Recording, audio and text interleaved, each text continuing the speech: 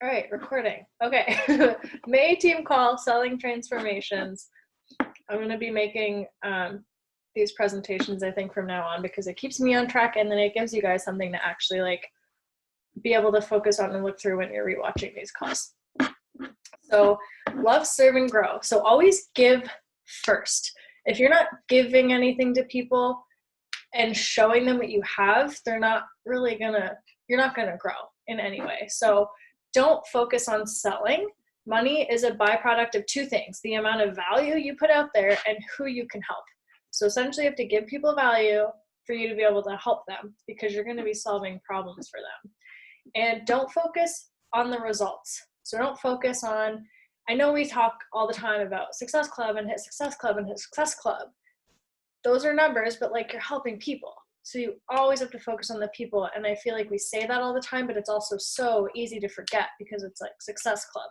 So always make your goal, help through people, help through people.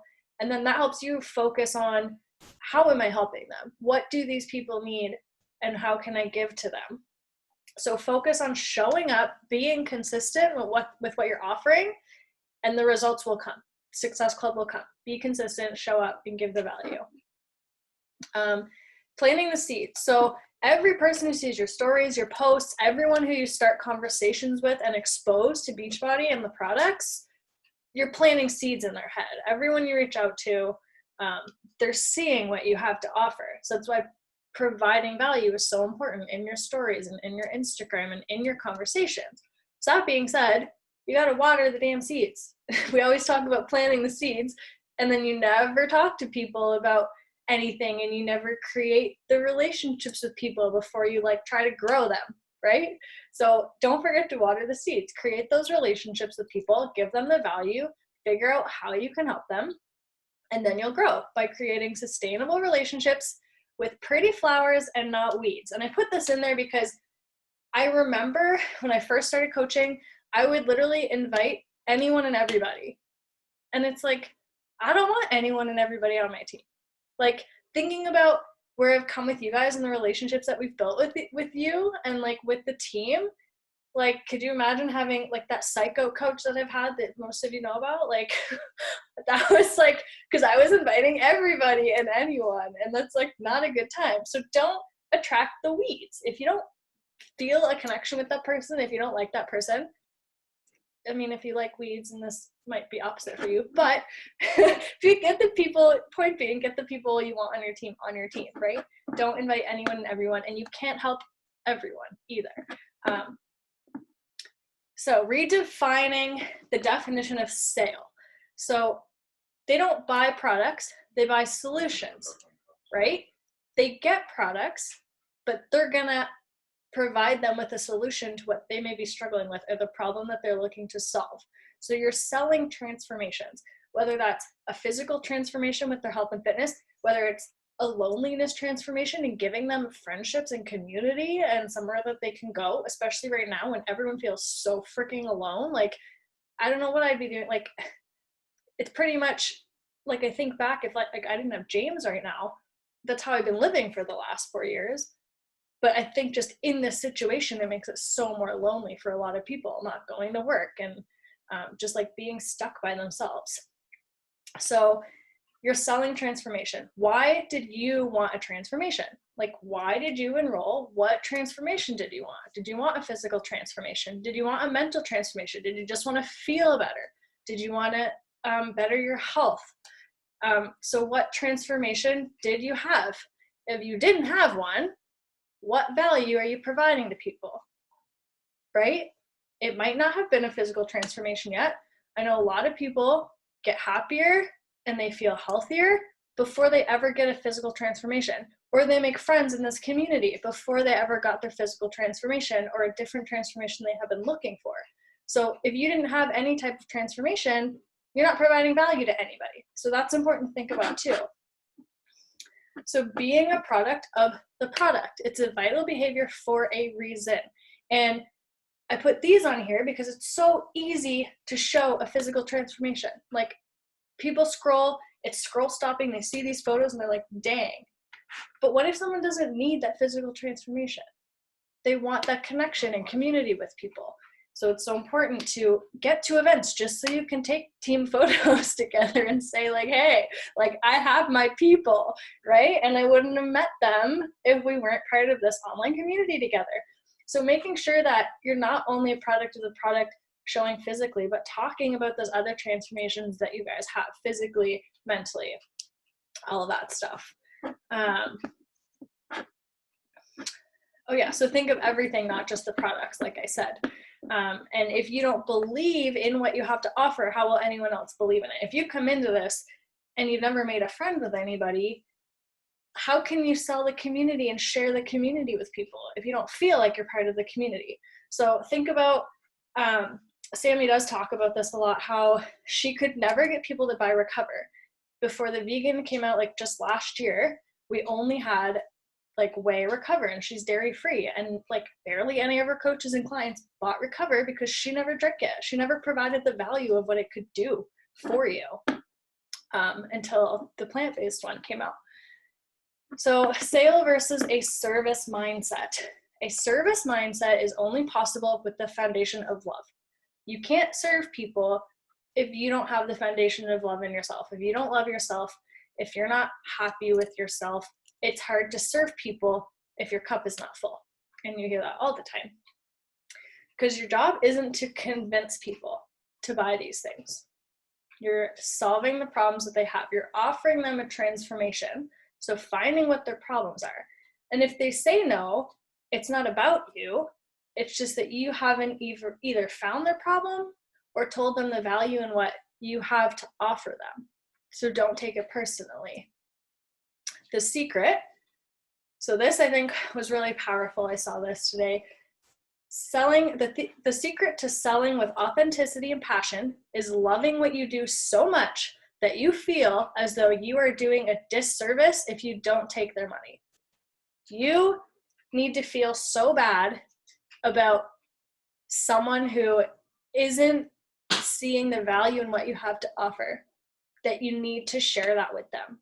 You know what you have can be valuable to them, and you need to show that to them. You need to feel like it's a disservice if you don't get them to join you, because you know that you can help them. So that's the difference between a service mindset and a sale mindset. If you have a sale mindset, that's not how you feel. So having that service mindset of what you're serving them with. And don't be inauthentic. Don't be so selfish to let your own fear and your insecurity and self-doubt keep you from potentially changing someone else's life by sharing your services and products with them.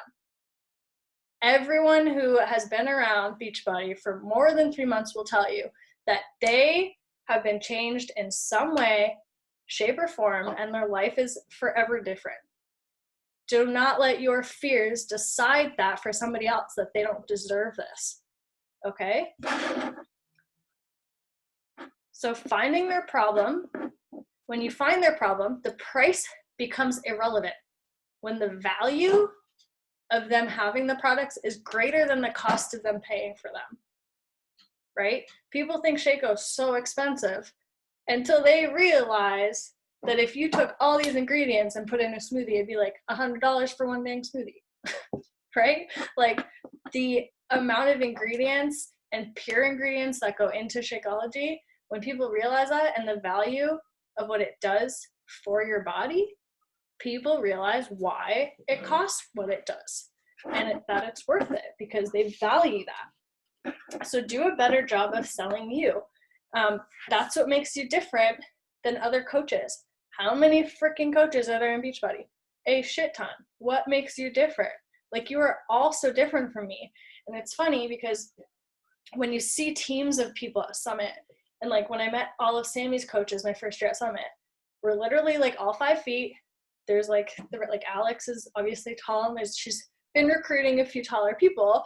But like when you see Sammy's team, we're all similar because that's who you're attracting.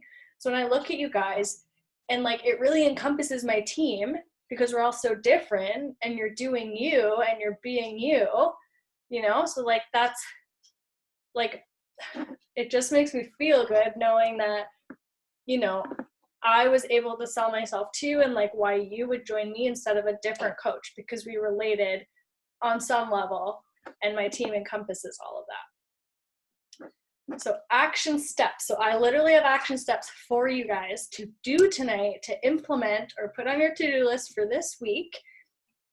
Get clear on the problems. So list the products or services you want to sell.